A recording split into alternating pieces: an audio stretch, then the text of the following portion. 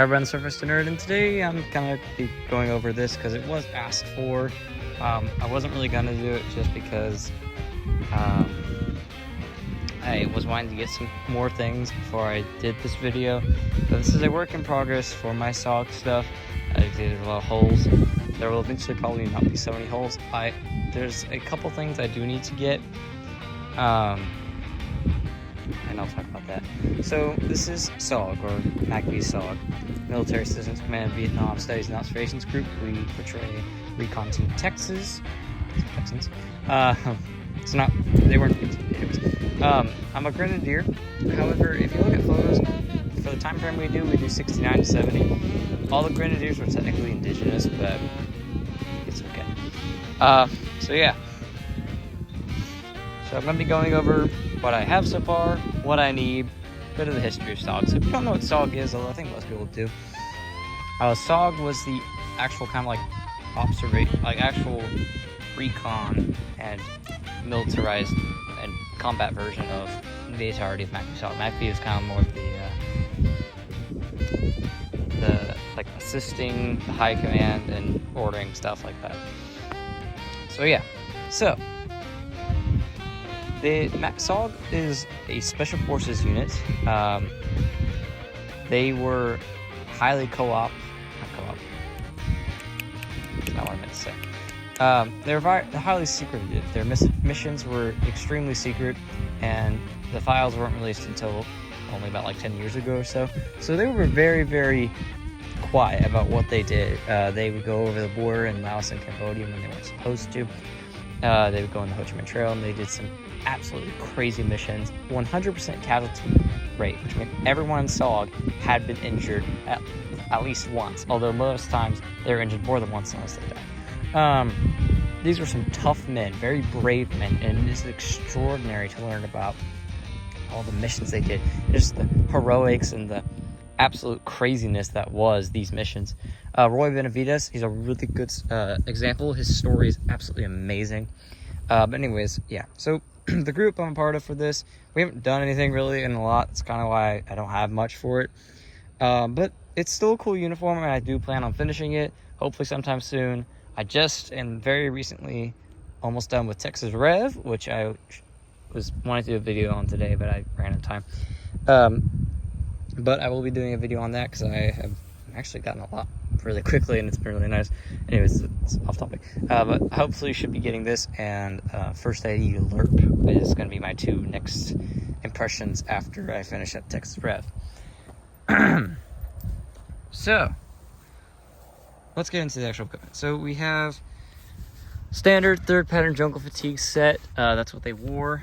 You don't want to see camouflage. Camouflage comes in later, but SOG really never wore camo, especially RT Texas.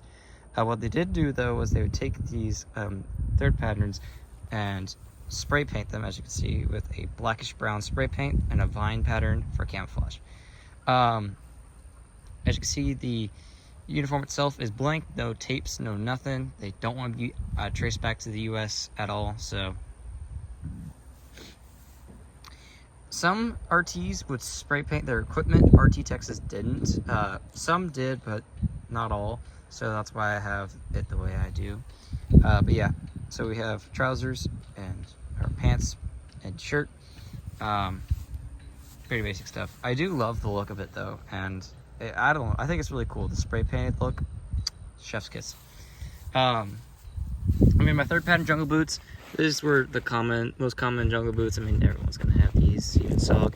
My Vibram Soul, more military reproductions, which I need to polish because I haven't polished in a while. I haven't used them in a while either, so I've been so focused on Texas Rev, I haven't done anything Vietnam related. I apologize for that. I know this is mostly a Vietnam channel, but do know Texas Rev is kind of something I'm really getting into, so you're going to be seeing a lot more about that. I'm going to an event tomorrow, this Saturday, so yeah, I'm excited for that, and I definitely will be posting about it, so it's going to be fun. I'm going down to Goliad, so yeah. Here we have some gaiters. These are World War II gaiters. These are original. I may not end up using these original ones. I probably will get reproductions, if not just get better originals and then spray paint them. RT Texas use these over their jungle boots just for better protection. Yeah, I probably won't actually use these, but for now it's what I'm using. I think I'm going to get repros and spray paint those. I don't know how much I really feel about spray painting these originals. I was originally going to, but I've decided against it. Socks, shirt. This is a triangle bandage bandana. They would wear that as a bandana or as like a do-rag kind of looking thing. It's really funny. That or a boonie hat. So I chose the third pattern bandage. I think it's the coolest. Boonie hats are also, I think, helmets. They did not wear helmets, so that is one thing to note. For the equipment, this is a full SOG equipment set. It's not completely original. I think I'm going to get an original JFAC to replace this reproduction I have. I didn't know it was reproduction when I got it, but yeah, definitely probably going to get an original because it's already starting to fade and not really look the best, but it works for now. But we have a second pattern M56 bell with M56 suspenders. Those weren't the most common. A stable rig was the most common because it was also active suspenders. However, those are quite expensive for reproductions, and originals are pretty much non-existent. And they did see some guys did still have suspenders, so I'm representing that. On the belt, we have all canteens. This was synonymous with RTXs and some other RTs. Other RTs could have ammo pouches, but they typically have very loaded belts from 5 to 6 canteen pouches, and you would carry all your ammo in that because you could carry more ammo in these than your M56 ammunition pouches. So, and some standard infantry does as well. LERP was also one of the people who did it. So we have all original. Recently got these all originals. I'm very happy about them. Just realized I put all my first patterns and all my second patterns on one side. Not intentional. But so we have 2 second pattern canteens. One's pretty nice. This one's a lot saltier. And we have 3 first pattern canteen covers. 2 of them have canteens. 2 of them will have M79 ammunition. As I said, I am the Grenadier. Don't have the M79 yet. Do plan on getting one. But that has. I do have a little bit. These are. Grayson got these for me. They are 3D printed M40 40mm, 40 microns, so that's quite nice. And then this one holds grenades, and it is full of grenades. Grenadier. We have a JFAC. They carried these for all their medical stuff, along with the first aid pouch up here, which also has some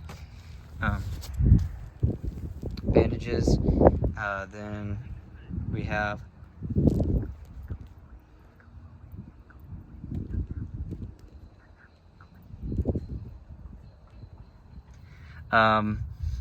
sorry about that, but I have 2 forms of extraction. We have the Hansen rig and the Swiss seat. Swiss seat was introduced really early war. Not the best because you have to unravel it every time you want to use it. Same with the Hansen, but the Hansen's a lot better. Stable rig, I have both because you either had Swiss seat. You've either had a stable rig or you had a Hansen and a Swiss seat. This is your backup. That's your primary, I think, is what they usually would use those for. As you can see, we have the carabiners up here. I might have got those confused, but we have 2 carabiners for extraction. What extraction is you would use one extraction tool, and you strap in to a rope that came down from a helicopter, and then you would get strapped in, and they would extract you and pull you out. These are original. I don't think they're technically Vietnam era, but they are the same design, so that's nice. Here we have a U.S. Air Force pilot survival knife. This one is the later version, but the early versions, which would be accurate for 69. This one works for 70, but yeah. Those are kind of rare. And then the knife itself is original, same with the sheath, and I have it electrical taped. Tape is something you see a lot with these guys. However, I'm kind of limited on my tape. Then we have a XM28 gas mask bag. This is an original one. You might be thinking, why do you have so much stuff on your shooting shoulder? Because I'm right-handed.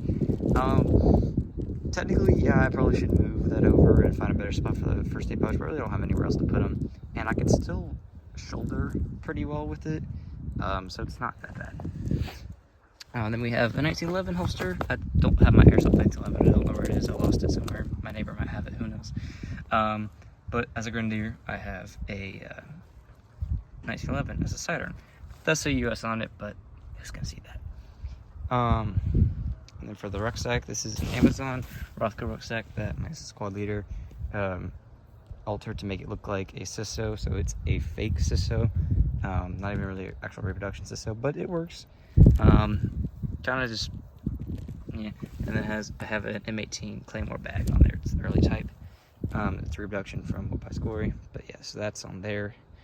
And again, Grenadier, so I have a bunch of grenade stuff in there or shit.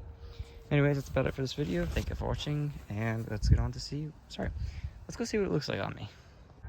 And here's what it looks like on me. And of course, the M16 is not going to be my primary arm. That would be an M79 grenade launcher. And as I've stated, I am in need of a grenade vest, so there's that. However, I'm honestly curious how well that's actually going to fit with all my equipment. But yeah, that's how that was. They were very bulkily equipped, had a lot of equipment on them. So I have my web gear, which I should probably shift around a few things just to make it a little bit more even. So I have my bandana, all my web gear, and all that. Might want to find a different place for this. We'll see what I can do. Got my rucksack on, 1911, with a holster. Still don't know where my airsoft gun is. Got the ruck.